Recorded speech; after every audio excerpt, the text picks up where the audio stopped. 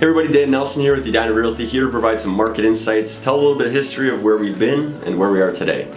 First and foremost, I want to share the COVID years, the 2021, 2022 spring and summer were pretty wild. We saw a lot of appreciation for sellers, buyers were hyper competitive, interest rates were low, so overall we were in a perfect storm for a real estate market.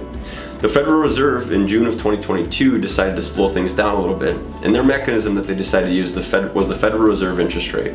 Although there's not a direct correlation between the 30-year fixed mortgage rates and the Federal Reserve rate, there is still some balance that happens between the two. So, Federal Reserve decided to start raising rates, and in turn started to suppress buyer demand. What that meant is that things became a little less competitive, a little bit more balanced, but it came very quickly. So between June of 2022 and November, December months of 2022, we saw rates go from mid-2s, mid-3s, up to the mid-6s and even into the 7s. So what that means for you as a buyer is that things are becoming a little more balanced, a little bit easier to purchase a home, a little bit easier to get an inspection, those other factors, but rates are going to be a little bit higher. So just keep that in mind.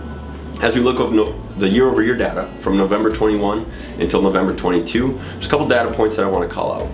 New listings are down 17%. With that, it's clear to see that what the Federal Reserve did actually worked. They slowed things down just like they wanted to. New listings are down 17% year over year. On the flip side, interestingly enough, average price point continues to rise. Right now, average price point is $354,000, and that's up 4.1% from last year. Last but not least, month supply of inventory. That's the mechanism that we talk about that tells us how many months we have until the inventory runs out. So in theory, if we were to shut the faucet off, no new listings from today onward, we'd have about 1.7 months of supply.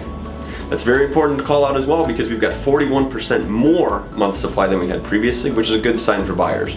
About 4 to 6 months of supply is a balanced market, so technically we're still in a seller's market, but going up 41% from last year is still a good sign for buyers. So if you're interested in this data, if you're curious what it means for you as a buyer or as a seller, feel free to reach out. We'll be happy to help.